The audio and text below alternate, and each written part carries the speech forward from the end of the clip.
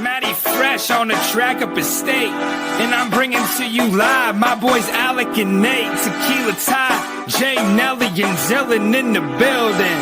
So kick it back, pour the drink. We chillin' because I'm boozing and betting and ballin' like I'm 2-6. And the blue kicks, watch me move quick. Yeah, this the blueprint. So who's getting involved? Welcome into the show. This is Booze, Bets, and Ball, baby. And welcome back in. It's been a while since we got together. Nate came actually, and we're kind of putting our last bow on the 2024-2025 season now that it's been over a month removed from the Orange Bowl loss. So we decided to bring in the person who we started talking about this season with to end it in Landon. So Landon, obviously, great to have you back on. Obviously, we pretty much talk every day now, but it's always good to see you. Yeah, great to see you guys. Appreciate you having me on. I'm excited for this one. That intro was fire. Nittany Fresh. Yeah, he was the first guest we ever had on, and we didn't have an intro video. And I was just talking to him, and he's like, "Yeah, I could set that up for you." So it's worked. That was like for our first one. That was a pretty goddamn good episode, by the way. Too. Yeah. Okay. We had no idea what we were doing. We tried very hard back then, which now we don't. So welcome, Landon. Yeah, he was like the only person. He was the only person I knew at the time that was like somewhat relevantly famous, I guess. So still haven't gotten Clifford on here though. Fun fact: I did I went down. I did some stuff with Tyler Warren for like a couple different companies, and I asked them for permission, and we used a little bit of Triple Threat Tyler in one of the videos. I don't know if it's gonna make the final cut. That's up to like Planet Fitness and this other like protein shake company. But I tried to plug it because I thought it was fine. I also asked Tyler. Tyler said he's heard it, but he didn't say he consistently listens to it. But I didn't believe him. Knowing Tyler Warren, I feel like he listens to it every day. I'm not sure, but yeah, no, Matty's been putting it out for a while. I remember when I was in high school listening to the Saquon Barkley song, and I was like, "Yo." Yeah, they actually would play that in the stadium when he would get touches. Oh, that's awesome. Like, yeah, so he got pretty big. Obviously, the Trace one's the one that went viral, but I actually know him. If you look up, you have to look up Skook State of Mind. It's like his first ever music video. He just did a 10-year anniversary remix on it, actually. But I'm from that area, so like everyone that I went to high school with knew him through this song, and that's kind of how I got to know him. So I know him from non-Penn State ways, actually, which is funny. So if you had a Matty Fresh song about you, would you listen to it every day? Like as soon as you got it out of the shower, you just turn it on, like get fired up. It would be cranking while I'm in the shower, actually. Definitely, it would. That would be cool. I don't think we'll ever see an offensive lineman one, but I don't know. Who knows? Maybe one day. We'll see. If it wasn't Olu, I don't know. I know who would say that. Yeah. Good point. I don't know who's gonna get to that point, but that's definitely actually a discussion topic for this because Matty Fresh, usually whoever the big name is on the team at the time, that's who kind of he makes songs about. Obviously, Jahan has one. Obviously, Tyler Warren has one. McSorley, Barkley. So we were going to start with the coaching, but I think this is a nice leadway into this. Who's someone you think could get to that Matty Fresh song level this upcoming season? I mean, honestly, like I think obviously had to do Tyler Warren. If Abdul Carter was still here, that would have been awesome to also get an Abdul Carter song. I mean, I feel like the obvious answer is just Drew Aller at this point. I mean, I think that'd be cool. Obviously, how the season ended, like that sucks. It sucks. And obviously, you said you guys have only really had one podcast since the end of the season, but like, I just hate how it ended on that note. Just such a sour taste. So I don't know. I don't know if it'd be as well received after how the season ended. At the beginning of the year, no. if that's who we go with, no one's really like that dominant enough on defense. So I don't know. I feel like it would have to be Nick Singleton. I feel like that'd probably be the answer. So I think you would do both of them together. I was gonna. That's exactly. So I saw a thing. If they mimic their stats next year for this year, they will finish first and second in Penn State history in rushing. So it's going to be both of them, maybe. I like that. Yeah. But look at it this way too. So how the season ended. If Penn State makes the playoffs and makes the semifinals, the hype videos going into like opening with that interception, and then the music that hits, and then the season is just going to be a friggin' banger. So now, if it doesn't work, look at it, be sad. But like, we'll see. I mean, because pretty much like every Eagles hype video I watched after the Super Bowl started with the holding penalty on Bradbury in the Super Bowl before, and that's the same thing then. So that'll be our version of that, I guess. Yeah. So we have that going for us.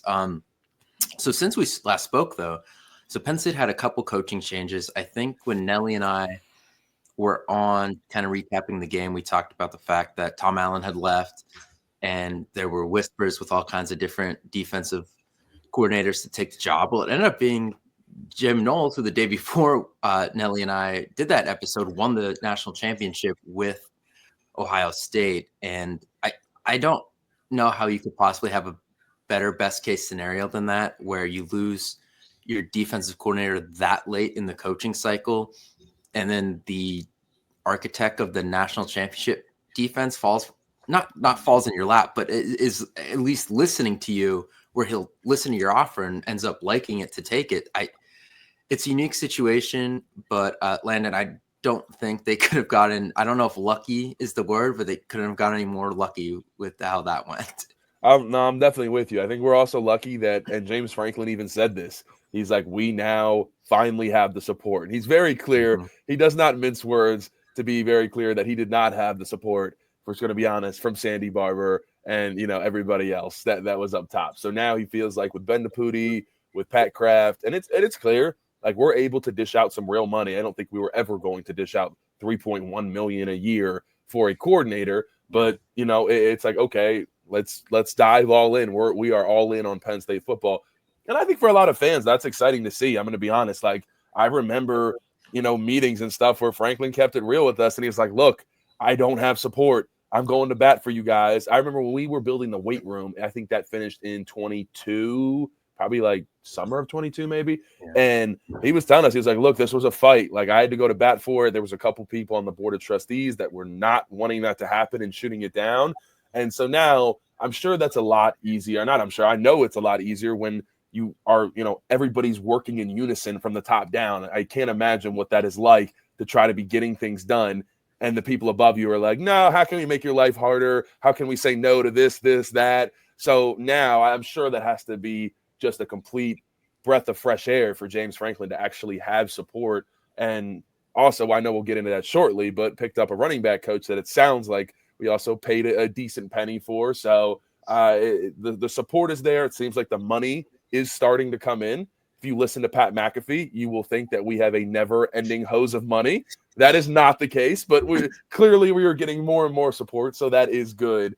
And like I said, it's just refreshing to see, because, like I said, I remember, not to like badmouth her, but I remember meeting Sandy Barber, and it was like she was whatever. She was just like very, even keeled, and it was just like, hi, how are you doing? And now, like, when Pat Kraft came in, he ccame in, gave a fiery ass speech. I remember his first week, he was screaming in our team meeting room, and he was telling us everything that he was going to do. He wanted relationships with all of us, all that type of stuff. Like, that's what it was. And he always refers to us as his kids, that type of thing. And I really respect that, of how he carries himself as really the head man of Penn State athletics. And I think we've been needing that. And now we have that.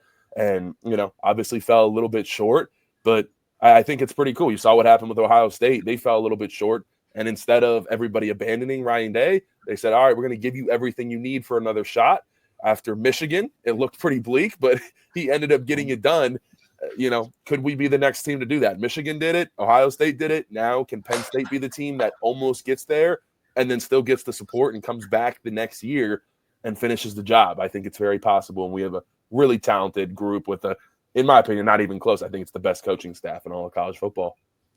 Alec, you need to clip that last 4 minutes and just like upload that was Nate, you're not going to believe who's actually in charge of clipping this show now, but it's John.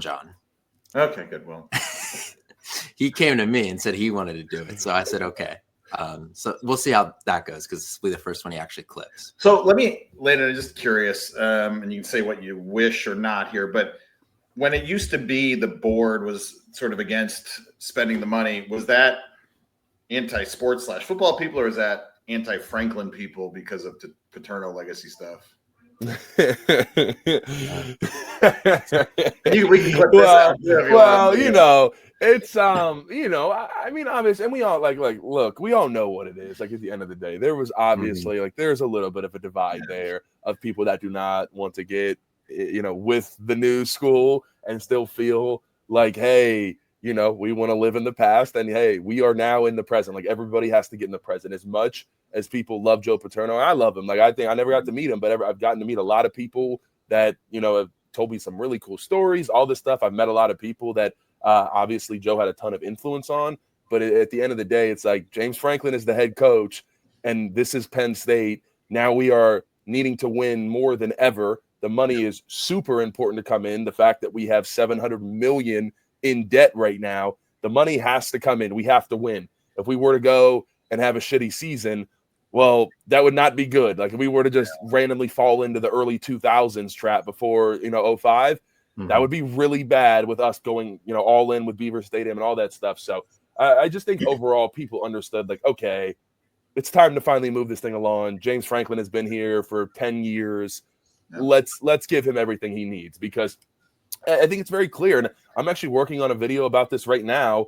Our recruitment just hasn't been close to the other top teams. Yeah. It really, we have been in the top 10 once in recruiting in the past 5 years. Yeah. Ohio State has been top 5 every single year for the past 5 years. Like at the end of the, and people ask me that all the time. They're like, why can we not beat Ohio State? And I'm going to be honest. I mean, 2017, 18, that shit sucked. That hurt to watch. But like at the end of the day, they just have a couple more playmakers because they're getting those 5-star guys. And like at the end of the day, I tweeted about how Tyler Warren and Abdul Carter were both like, as far as tight end and linebacker, they were both like 25, 30th in the nation. Like they were not top guys at all. And we developed them. Yeah. But if you look at it, like we got Drew Aller, Nick Singleton.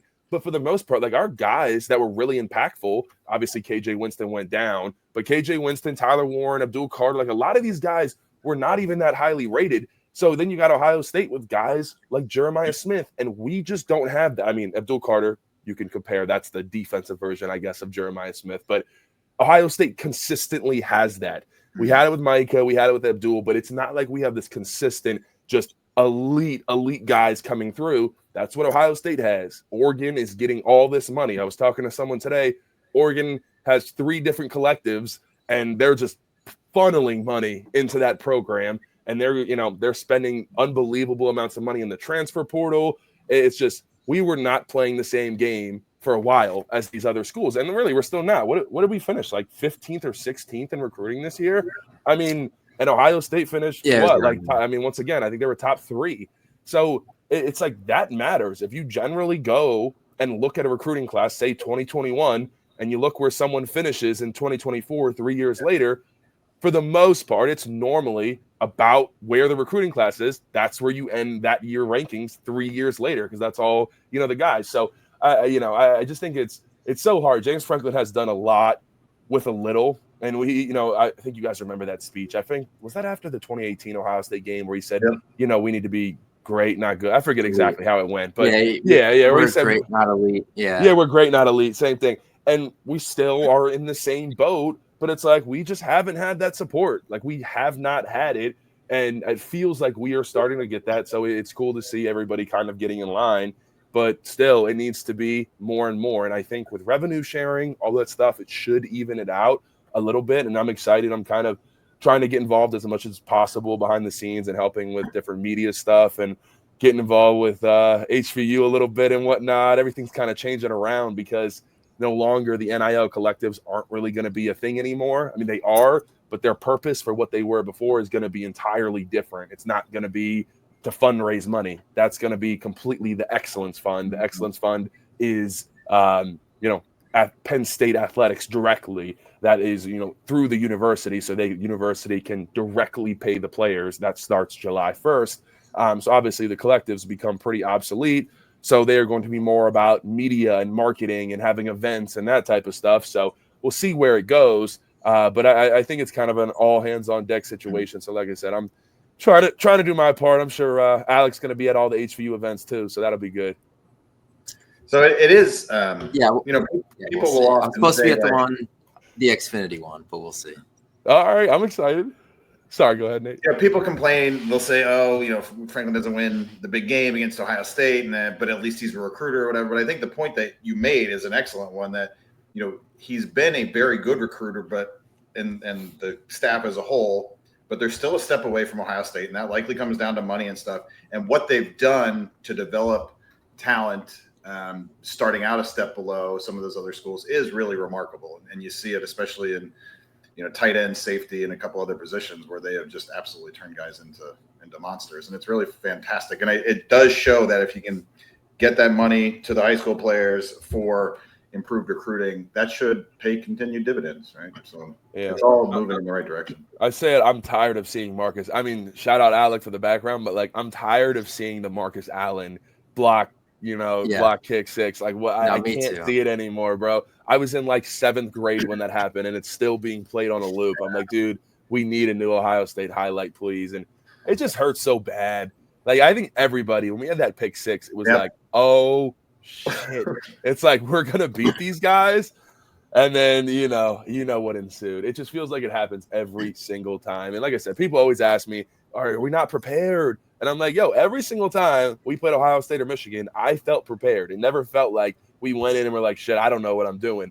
It was just those dudes are better than us. That's what it felt like. Yeah, that pick six, unfortunately, gets to go in the same file as Saquon taking the opening kickback in 17 and KJ Hamler outrunning the entire defense for 93 yards in 18. It's in the same book. It sucks because, those are arguably the best plays of those seasons, and they happened in games that they blew to Ohio State. It seems so for 3 straight years from 16 to 18, the best play of the season happened against Ohio State, and they went 1-2 in the games. But KJ, KJ highlights just came up yesterday, and it's like, I saw that. Oh my god! And, I'm not gonna lie, I get shivers. Chris Fowler is pretty elite. The speedy freshman, they'll never catch him. It gets me every time. I can't believe we didn't win that game. I do miss the ABC Saturday Night Crew. That's the one thing I don't like about the new TV deal. I would like those guys back, but I know. Actually, the fourth and 5 was running on 4th and 5. That was 2017, right? No. That was 18. That was 18. Okay, that's right. 17 was okay. Yeah, 17 was when they wore the gray unis at Ohio State. Yeah, I remember. I broke down the that play, and it was kind of there on the outside. Will Fries just got beat. Yeah. Shout out Will Fries though. He's actually, who would have thought Will Fries might actually have a better NFL career than Chase Young? What the fuck? Who would have thought that's that? That's a good point. If you, oh my god, I didn't even think about that. Right? One, it's kind of an you're right. thought. It's a very interesting thought. I knew Chase Young growing up. I actually, if you have time, I know we want to get into some other stuff. I've mentioned this on my channel, but I have my favorite story is about getting offered from Ohio State. Chase Young forced Larry Johnson into offering me outside of his apartment. So that was my favorite. That was my favorite thing ever. I met Urban Meyer, hated him. I've never hated a coach more. I met Nick Saban, love Nick Saban, but we went back to Chase's apartment after the spring game, and I was with it. The reason I was there is because his little cousin was my teammate, and we went up together to the spring game, and this was going into Chase Young's last year. He had 4.5 sacks in the spring game, and it was his birthday. So we go back to his place, we're partying, whatever, and he comes up to me, and he kind of knew the situation, and I'm like, he's like, they offer you? I'm like, nah, they didn't offer me. And he's like, what? And he goes, so LJ is my recruiter area coach for the DMV, for Maryland, that area. And he calls LJ, and he's like, I see him in the corner. He says something. He's like, you got to offer him, blah, blah, blah. Hangs up the phone. He's like, all right, you'll hear from him. LJ texts me 10 minutes later. He's like, yo, I'm out back. He's like, come out back. I come out back of Chase Young's apartment, and LJ's like, you have an offer from the University of Ohio State, son. I was like, appreciate it. Left, never went back to Ohio State again. Posted that offer. And you know how it is when you're a high school recruit. All you do is all those guys care about is posting the offer. It's the coolest thing. Maybe not anymore. Everybody just wants money, but at least it was somewhat simple back in my day. But yeah, that's my Ohio State story. The height of social media. So I'm twice your age. So when I was there, it was you get letters in the mail and people would call you, but that's it. You couldn't post shit anywhere besides in the wall of your bedroom or whatever. So. Did they get rid of you can't put on the uniform anymore, right? Until OVs or something? I think they Did. I'm not sure about. I'm not sure. Okay, maybe that's probably something I should know more. But yeah, I think that like they put in some. I know they can't decorate your hotel room anymore. That used to be a big thing that they did. Yeah, I do remember hearing that. Yeah, now they have to hand you like your basket of stuff in the lobby, and you have to take it up. Poor recruits. It's really sad, but Interesting. That's funny. Sorry, I got a little off topic. No, you're good. You're good. But you brought up Urban Meyer, and he is relevant in a way here because Juwan Seider went to Notre Dame as the running backs coach. So Penn State, Stan Drayton was kind of just sitting on the sidelines. They always talk about with these coaching searches that it's not always the name you think of right away. But when I read a lot of articles and message boards and on Twitter, like who people wanted, he was kind of at the top of the list because he was available. But he was Urban Meyer's running backs coach when they won a championship down at Florida and when they won at Ohio State. He's coached Brian Westbrook, Carlos Hyde, Ezekiel Elliott, Bijan Robinson for a couple years. So he's got some names to him. But just kind of leading into that, for the second time this offseason, this one was even later than the whole Tom Allen Knowles thing, 3 weeks later than that, to get someone that good, out on the market like that when you have a change that late. I think Penn State, I would say Knowles is definitely a level up from Tom Allen. I think at the very worst, Drayton and Seider are equals. I think Seider might be a better recruiter. I think Drayton might be a better developer. And because he has head coaching experience at Temple, Franklin really likes, that an added element for him. So when all those things kind of equal, I think at the very worst, you broke even at running back coach, and overall a staff that was a play away from going to the national championship game is better than it was last year. Yeah, no, I think like I said, that was great moves by Coach Franklin. And like I said, he's only able to do it because he has the support from up top. And yeah, I thought Stan Drayton was I think in our group chat, we initially were like, that was the first name that was getting thrown around. And like you said, generally that like never happens with the DC. Most people weren't even thinking that route. But, at the same time, I thought this was pretty interesting. Coach Franklin had mentioned he talks to all the assistant coaches when he's building his list. And he said he basically always has a list, I guess, for like kind of every position. And he talks to his coaches, like, who have you worked with that you like? And very clearly, I think he talked to Coach Troutwine, because Coach Troutwine was the left tackle on that Florida Gators national championship team when Stan Drayton was there. So clearly got some good feedback from that. You wouldn't believe, I don't ever share them because it was in confidence, but the stories that Coach Trout has about those Florida Gator teams, the craziest stuff ever. It's stuff that could never happen nowadays, obviously, with Aaron Hernandez, the Marquise, the Pouncey twins, and a guy his nickname was AK-47 Ronnie. So that was who was on that Florida team. Sorry, we get sidetracked here. That documentary was a little bit of a letdown, honestly. I didn't learn anything new. It was all stuff that was public knowledge. I feel like we just wanted to hear like crime stories, and we got none of that. It was like an Urban Meyer fluff piece, and it was like, what am I watching? Just Tim Tebow crying about Urban Meyer. I'm like, oh my God, this is not what I wanted to hear. No. But anyways, back to Penn State. Yeah, I mean, like you said, I think Seider leaving was absolutely out of nowhere. I really felt like nobody expected it, especially because he's talked about it. He's said, I want to stay at Penn State. And I think everybody would have understood. I think everybody was kind of expecting him to either leave for a high-level OC job or go be a head coach at kind of like a Florida, like a FIU or something in Florida, that type of thing. And it was just such a shock to see him go lateral. I remember I was landing on a plane from Florida, and I get a text from one of the top Notre Dame beat writers, and it's like, what can you tell me about Juwan Seider? And I'm like, why the hell do you want to know about? I go to Twitter, and then sure enough, Pete Nakos from On3, I was like, God damn it, how did they get him away from us? So sounds like they offered him not over seven figures, but 7 figures for a running back job, which is pretty crazy. And I don't really blame Seider either. I mean, at the end of the day, you're somewhere for 7 years. It is what it is. And I think his goal was to get to the NFL at some point too. And when you have Penn State and Notre Dame as your main coaching experiences, it's like NFL people see that. It's like, okay, boom, hire him, whatever, as a running back coach in the NFL. So, yeah. I like you said, I don't think we could have done a better job filling these spots, and I'm excited to see. I think I started some film study on Jim Knowles. I took a break because I did so much film study. I got kind of tired of it, but I broke down his blitzes. Like, they are really, really exotic. So I'm also curious who's going to call the defense. I think that's something to talk about. Yeah. It might not, the person that's calling the defense might not even be on the roster yet. Who knows if we go into the portal for a Mike linebacker? It's something we were going to talk about. Yeah, I don't know. Like, I think we kind of need to. I mean, everybody's talking about Anthony Specca, maybe Tamir Robinson.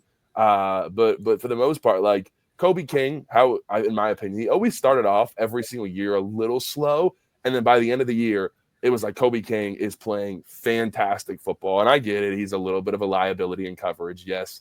I think it was Aeneas Williams, their third string running back on that little double move route against Notre Dame. That hurt. So people, had a kind of a bad taste in their mouth. But Kobe King in the run game, oh my God, it was really impressive. So I think we're going to miss that a lot. We got to find a way to kind of fill that need there for sure. But from my understanding, like, it is a very complex defense. And Coach Franklin was talking about kind of the process of that changeover. And I will tell you something that he did, like when Mike Yursich came in, and he even talked about this in his press conference a couple weeks ago. He tries his best to basically make the new coordinator adapt to our word usage. So, instead of making 60 guys learn Jim Knowles' what he calls an axe blitz or certain blitzes that, say everybody has. It's like, hey, this is what we've called it here for 5 years. I want Knowles to learn what we've called it. So it's not, Knowles is going to run his defense, but just the language. I think when you understand what the play is, you can then react a lot faster and you're able to, register and all that type of stuff. And I think that's going to be really important in a defense that's going to be in year one. It is easier to get one guy to learn the language than to get 40 or whatever it is, right? But there was some talk too when he first got hired about, it takes 2 years to install that defense and for them to get good or whatever. If you look at Ohio State in 2021, the year before he was there, they gave up 373 total yards of offense allowed, which was 59th in the country. The next year, they gave up 321, which was 14th. So that's a pretty big jump already. It's 50 yards difference. And then the year after, 2023, they were up to 4th, giving up 273. So they made 50 yards a year over those first 2 years. And then this year, they were basically the same. So it doesn't take 2 years to get them to be really good. They can, and Penn State team that he's starting out with this year is considerably better than what he started out with Ohio State in 2022 from a kind of baseline standpoint of stats, at least. So I think they're going to do as good or better as long as they can fill some of the holes like we talked about at Mike linebacker and basically just that, I guess, right? Yeah.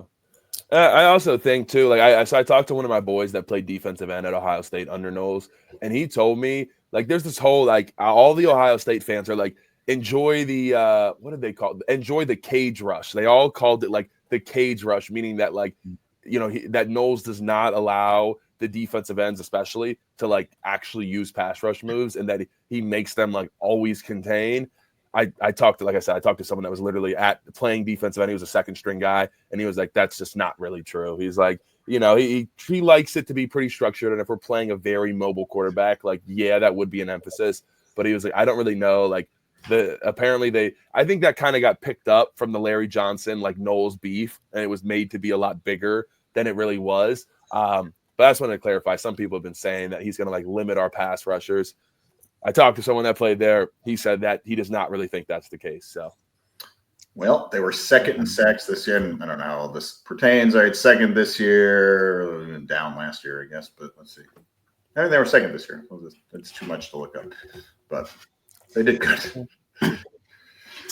Yeah. So let's kind of move on to the roster itself. Obviously, last time we did speak, we did know that Aller was coming back. We knew the running backs. I think we knew the running backs were coming back. Because this was more than 5 days after the game, so we would have known that everyone was coming back. Obviously, a lot of the factor of those guys coming back is an improvement in NIL, which we talked about. But how many of those guys, honestly, do you think maybe don't come back if that Notre Dame game doesn't end the way it does? Because, we kind of talked about how Ohio State was sick of losing to Michigan. And yeah, they still lost to Michigan this year. But then, instead of pouting and trying to blow it up, they said, screw it, let's invest, and got this insane roster and won the national championship. And, I have Shout out to my friend Casey. He kind of brought this up. He was like, screw 1-0. Like, I want the team to remember that Notre Dame game and go into next season, like avenging that and, how they felt about that loss and being locked in on that. So kind of long-winded there, but how much outside of NIL, how many guys do you think, this was actually a factor, both in guys skipping the draft and then maybe also retention, guys that may have looked elsewhere? Yeah, I mean, I definitely feel like, I even said it in one of my shows after the Notre Dame game. I was like, I don't see any way that Nick and Katron both come back. I think most people felt that way. Franklin even basically said that. He was surprised. So, just talking to different folks, I definitely think Nittany, because of that kind of midseason injury, that knocked him off the getting drafted. Anytime you start to hear like second, maybe third, it's like, okay, someone like Nittany is not going to settle for that. He wants to come back for another year. Franklin talked about Zane Durant coming into his office and just saying, I'm back. I want to come back. I had talked to a couple NFL agents about Zane Durant. A lot of people felt like he should have left. Like he definitely could have. So I think that's kind of the biggest one. It feels like Zane wanting to come back. It was like he had a freaking dominant season. Like I don't really know how much more he could do. And I don't really think, and like I said, talking to a couple people, he's never going to be like a high first round guy just because he's not a 6'4" Jordan Davis, like that type of thing. Like, I don't know, like GMs are so obsessed with intangibles. I feel like it's so clear that I think we've seen so many people succeed and it's like they don't fit that mold, but they're still, they want to see, hey, do they hit these numbers, all that type of stuff. And Zane Durant generally does not. But to get someone like him back, and I think, like I said, we keep talking about it, but it goes back to the fact that we're finally have NIL money involved. Shout out West Shore Homes. I think they were one of the main reasons for that, BJ Worzen and company. And I mean, you think about it, Nittany, Zane, Drew, Nick, and Katron, every single one of those was over $1 million. And one of those was definitely over $2 million. So that's a lot of money to be dishing out. I get revenue sharing is happening, but that's got to get split up, pretty across the board. Doesn't actually have to get split up with other sports. We just saw that ruling came down that revenue sharing and NIL will not have to follow Title IX guidelines. So that's pretty big news for football. Every other sport, good luck. But yeah, I mean all the stars are aligning for Penn State football to come out and have a great freaking year.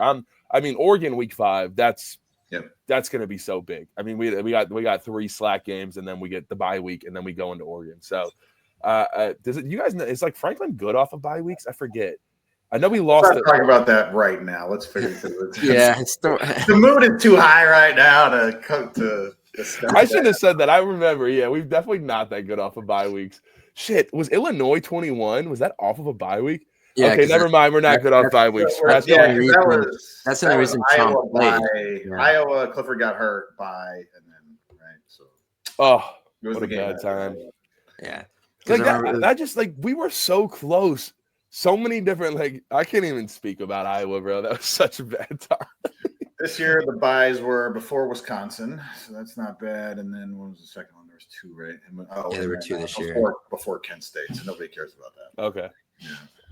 Yeah, no, I mean that's going to be huge. Like that's going to be the first real test. If we can beat Oregon and then going into at Ohio State, I mean, look, I think Ohio State's obviously going to be very good. I don't know if they will be as good. They will still have Jeremiah Smith, but honestly, we kind of shut down their passing game. It was just they were able to dominate us up front with 2 offensive linemen missing, and they just were more, like I said, they just imposed their will. So I think we got enough people coming back to the point where it's like, okay, we got the star power. We got some young guys that are going to be pretty good.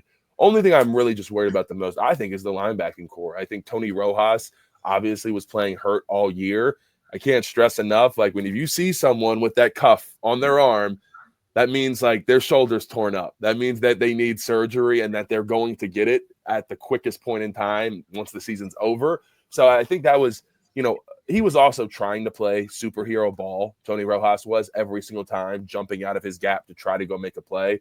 And I think later in the year, he started to understand, okay, actually, and this is something that Coach Franklin says all the time, do your 111th, just do your job. And everybody says it, but like it'll take care of itself. So he started to understand that.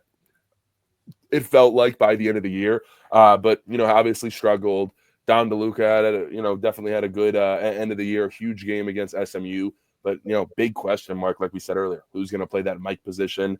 And then also, like, are we going to be able to play Jim Knowles' defense where he had Caleb Downs basically playing Mike linebacker? It was pretty crazy to see. And now we don't have Caleb Downs, obviously.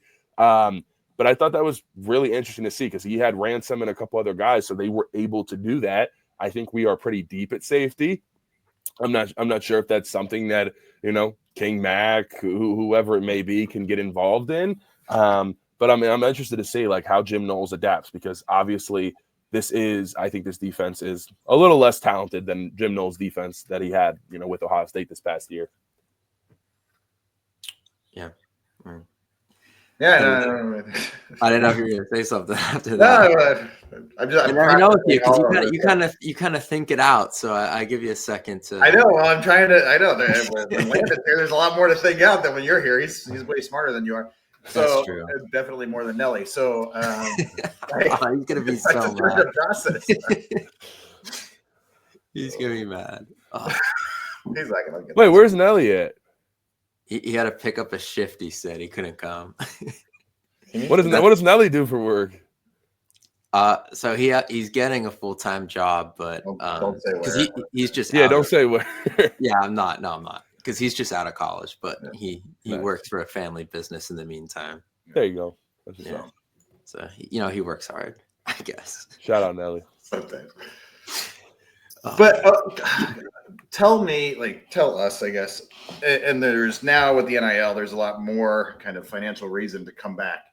But when you end the season the way you do, and you have an opportunity to go to the NFL, or you can go through the grind of college football again, where you're just heartbroken this year. Now, again, you get some of these guys got a lot of money to do this, but how difficult is that process to go through to make that decision and then ultimately start winter workouts, go through spring and summer and know that you have 8 months before you get on the field again, or you can go into the draft and all this shit. Like that has to be just so mentally taxing to make that decision first and then go through the entire year to get back to the season. Yeah, I mean, I think you saw it with Kobe King. Clearly he was under that. I'm done. I just want to go to the league. I don't feel like doing another spring ball, another summer workouts, all that crap. No, I think this is something, and people are talking about Cooper Flagg at Duke. Like, there is something to be said. As much as college football sucks a lot more as far as the offseason, like it's so demanding. The NFL's off until later in April, and they got almost 3.5 months to go on vacation, do whatever you want. The guys had off about a week and a half, not even in college football. But there's also something to be said for still being able to be a kid. Like you guys, what college is like. It's fun as hell. I took an extra semester. So yeah, there you go. Exactly. So like it's there is like I feel like that's something that people don't think about when it's like everybody can relate to that. Everybody wishes they were back in college. So as much as there's a lot of money, and I've talked to a lot of people about this, and it kind of obviously we get paid now in college, so it doesn't really mean the same thing. But a lot of people have said like when you get that first real paycheck in the NFL, it's no longer that fun. Like it's a true job, and it's like still when you're in college, there is still that like hitting the boys up, whatever. We're gonna go have poker night. We're all linking up. We're all going out to the den. No, I'm just kidding. Not the den, please. No, we're all going to champs. You're doxing us now. With the man. Yeah, I'm gonna get in trouble if some people watch. No, but really, that is a real thing, and I think that can be part of it. Of like, hey, I want to be a kid for a little bit longer, and now there is not that. Think of guys like Brandon Smith. Like I was just watching a video of him destroying that poor Idaho player and CJ Thorpe dropping to his knees. And like that's why like Brandon Smith probably would have come back for another year if NIL was a thing. But he was like, I want to just go get to the money. So I think NIL definitely helps to bring people back because it's like, okay, I can actually like guys want to have their nice cars, get their get their Lamborghini stolen, like Carson Beck, that type of thing. And so like they're able to do that. It's not like, oh, I got to stay here and be poor for another year. Like it's not that anymore. So I think that really helps. You're probably not making as much money, in college, depending on where you get drafted. But still, I think that can't be overlooked. Like just still getting to be a kid and it's not your job, because I've talked to guys like, Penn State players that get to the league and they're like, yo, like it is like guys are not really friends as much. Like, yeah, you might have a little group, a little clique, but like it is a real job. Everybody's getting cut the next day. Like you don't know what's going to happen. Your locker mate might be gone the next day. Like that doesn't, I mean, it kind of does with the transfer portal, but that doesn't really happen in college now. So it's just so different. So I think that can also be part of it. Guys being like, yeah, I'm not ready to like enter the true that's real a really world. good perspective, actually. Yeah. And because Zane Durant's going to come back here and he can be a star again, right? Like he was this year, and he has to fight a lot differently in the league when that comes. Yeah, very good. Yeah. So I guess a final big question here. So we kind of identified middle linebacker as a possible need. Obviously, you cannot go more than 2 days on social media around Penn State without the wide receiver position being brought up. So Penn State lost two impact wide receivers to the portal, and Amari Evans and Trey Wallace, and they brought in Kyron Hudson and Devontae Ross.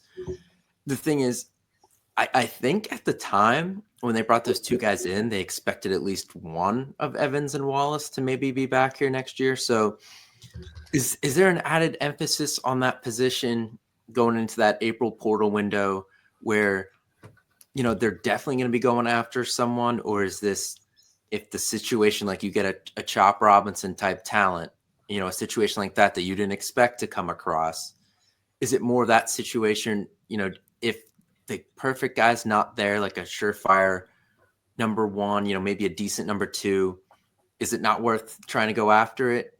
Just maybe rely on these young guys. I know it's a little more difficult because you're also going through a little bit of a change at tight end where, there's not 109, however many catches Tyler Warren had. You're not banking on that number again. So does that make it a little more difficult?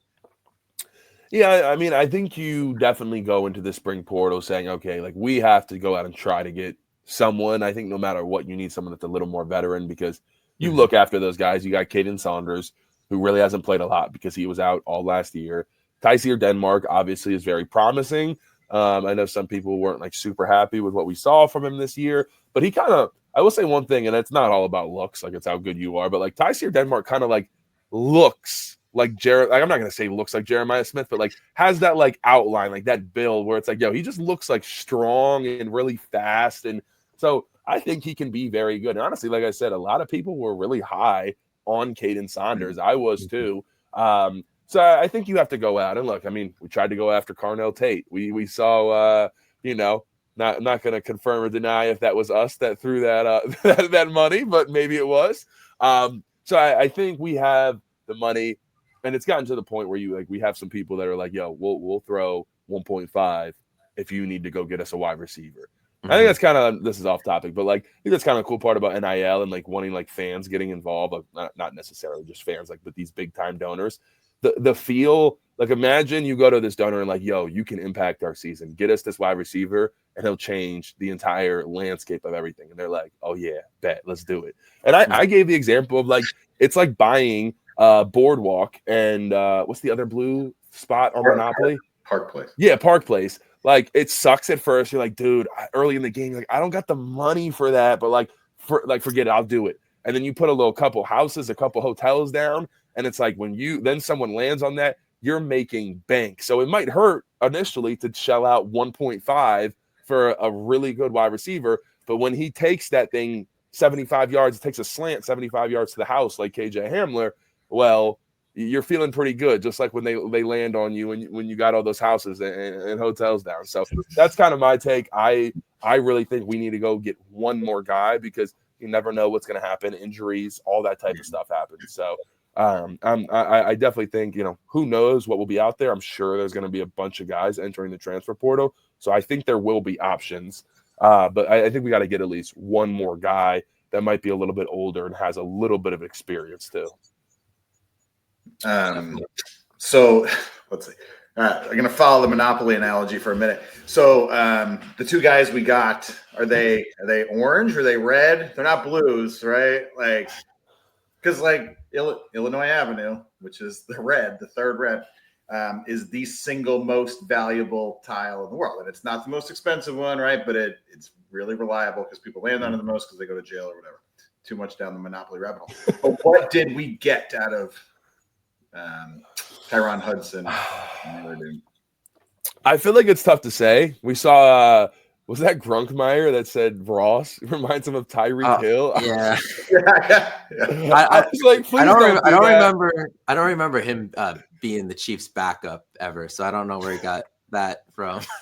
Dude, yeah, I think that was a little much, but clearly he is fast. We have not had like an actual fast person that has like a real impact since KJ Hamler. So like it would be really nice if Ross can actually be that speedy guy that whatever, if we can get him quick screens, quick slants, like that type of to get the ball in his hands in space and have that type of dynamic playmaker. Because at the end of the day, like obviously that was Amari Evans and like the fast guy, but it kind of felt like a lot of times Amari Evans was not strong enough in his routes. Like he very much got knocked off his routes. DBs would kind of bully him. When he went against Ohio State, that was pretty much non-existent because Ohio State likes to really kind of like shuck the wide receivers and like get hands on them. And that gave Amari a lot of problems. So, as far as like, I mean, we saw what, Hudson, he had obviously the big one-handed catch against LSU. So everybody loves that. But I mean, like that's cool. I have so much PTSD from like Dante Cephas. It's McLean. Just so hard. Yeah, Malik McLean, who then goes and had that nice big catch in the was that the quarterfinals, I guess, or no, was that the semifinals? Yeah, quarterfinals. Yeah, and so I think I think they'll be good. I don't necessarily think either of them are like game breakers. That's what I'm saying. If someone hops in that portal and it's like, okay, we have a good chance to land them, we better throw the entire bag because like we need one more really, really solid guy. Because I think, am I really missing anybody outside of the two transfers, Caden Saunders, Tyseer Denmark? Like, is there anybody else that's like really competing? Like, I know like Peter Gonzalez is coming off injury, but he didn't really play. Who? Cliff. Oh, Liam Clifford. Yes. Forgot. I'm so sorry. Holy crap. Yes. The reliable Liam Clifford we always have, and I think that's good. He's been here for a while and has a really good, rapport with Drew Aller. But yeah, Jeff Janis type, yeah. That's a good comp. I wonder why you made it. but in reality, no, I really do. I think we need one more guy, and if it could actually be like a big time playmaker, that would be really nice. I think we. Troy transfers in the Big Ten. Tez Johnson is. Oh yeah, one. So I'd rather get the Sun Belt guys, I think, than the MAC guys like Cephas. Mm-hmm. Yeah, a lot of people do say that. Sun Belt's a little better comp. Southern dudes are faster than Midwestern dudes, I think, is how it works. It's the truth. All right, so we are going to try to close this down, but I'd be remiss if we didn't ask you and finish with your position. Penn State offensive line got pretty much everyone but Sal Wormley, who was out of eligibility, back. Got Dawkins back. Rucci came back. Shelton and Ione kind of maybe dabbled a little bit in draft, but it was never like a big thing. Then they brought in TJ Shanahan as a transfer. Cooper Cousins is going to become a dude. You have a couple 5-stars sitting there too, and Jevin Williams and Alex Birchmeyer, and Egan Boyer played a few snaps as a true freshman last year. It's been a while since I felt this good about the Penn State offensive line. I know I haven't felt this good since Franklin's been here. I know the 08 squad is kind of considered like the gold standard of Penn State offensive lines of this century, but I think this might be the year where they can, contend with that unit. So I don't know what your thoughts are on this, but this unit, not only are they good, but like they could play each other. You know what I mean? Like you could go 5-on-5 with these guys. Yeah, absolutely. I was actually talking with Nick Dawkins about that. We were like, yeah, this is far and away. I think even with an offensive line that Caden Wallace, Olu Fashion, and Hunter Norzad all got drafted in the first, 5 rounds, it's like I think this offensive line still is actually more, I'm not going to say talented, but just better. I think they have gelled more, and that like there's something to be said for that. And also the fact that, we lost Anthony Donka against Wisconsin, and Nolan Rucci came in, and for the most part, early on, like was really good, and then the playoffs, he was stellar. Like he absolutely killed it. Now, my question is, and like you said, I think we haven't missed a beat. Like as much as Sal Wormley's the only one gone, I think if Cooper Cousins plays in that role, It's really not that much of a drop off, especially another year of spring ball and summer and Cooper really getting comfortable with Coach Trout. I'm really excited for what this offensive line is going to be and be able to gel. And it's different, man. Like the offensive line, like they go out for meals together. They're going on barefoot walks when it's actually kind of warm out. Like there is so much bonding that goes on between this offensive line. It was not like that in 2021 when I first got here. Trust and believe. When we love Rasheed Walker, Juice Scruggs, my OG forever, Mike Miranda, those guys, love them. But it was not a good offensive line. We had a lot of problems. So to be where we are now, I'm really excited. I'm just the biggest question. The hell do you do at right tackle? That's so hard. I don't know. Some people have talked about, hey, does Anthony Donkus slide into right guard? And you do that and kind of Cooper becomes once again the swing guy. What do you want to do there? I will say this at the end of the day, I mean, knock on wood, but it is what it is. Very rarely, especially in the Big Ten, do you ever have the offensive line that at the end of the season that you had week one. Like look at Notre Dame. They were on their third string left tackle. Their right guard was done. You know, Ohio State only had 2 guys playing the same position on the offensive line that they played week one that they had in the national championship. So, you know, we're going to have depth, and that's the biggest thing to me. Like you said, we are really, really solid there. So that gets me very excited, and I think it's going to probably be the best position group, if not the second best, whether it's the running backs or maybe the tight ends too, could also just continue to be that. I'm excited about Khalil Dinkins kind of being the guy that gets it done in the run game. And then we saw with Luke Reynolds and then add Andrew Rapplier back in the mix too. So lot of talented guys. So I think we're going to be able to run the ball. And so the question for me is, you know, can we get the wide receivers involved? I know you asked about the offensive line, but that is, we're going to be able to run the rock. We're going to have many games, I think, where we go over 200 yards rushing. Yeah. And Drew's going to have time. He's going to have time. Yeah, he is. Like Drew needs to have that confidence. Like he has to have confidence instilled in him. So I'm really excited to see where this team goes. I think the sky's the limit. You're seeing everybody predict us as number one. I don't think there is necessarily a clear cut oh my God, this team is going to be really, really good. So it's there for the taking, and we got a veteran group. Let's see if we can get it done. All right. Who was Michigan's number 1 receiver when they won the national championship? Roman Wilson. Oh, shit. I was hoping you'd be like, I don't know, and then you'd be like, the run game was so dominant that they don't. Well, that's what I tell people. I make that argument. The reason I know that so well, number one, the Steelers drafted him. He's done jack shit. That really pissed me off.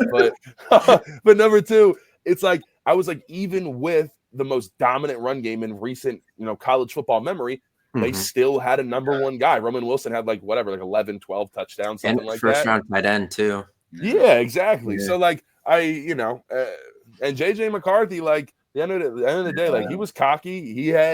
He dropped his nuts, and that's what it was. So we don't need Drew Aller to throw for 300 yards in every game, but we just need him in those moments when we really need him. We need him to step up, and we need him to be a confident guy that is going to just fire away some rockets, and hopefully some wide receivers that are not giving up on their routes. That would be also very nice. Well, I mean, there is an effort thing, right? And that kind of got blown up a couple of years ago.